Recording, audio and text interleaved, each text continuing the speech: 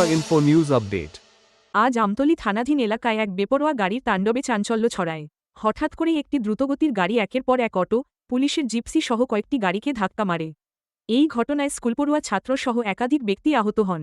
ঘটনার পর পুলিশ ও স্থানীয় বাসিন্দারা গাড়িটি আটকানোর চেষ্টা করলেও ব্যর্থ হন।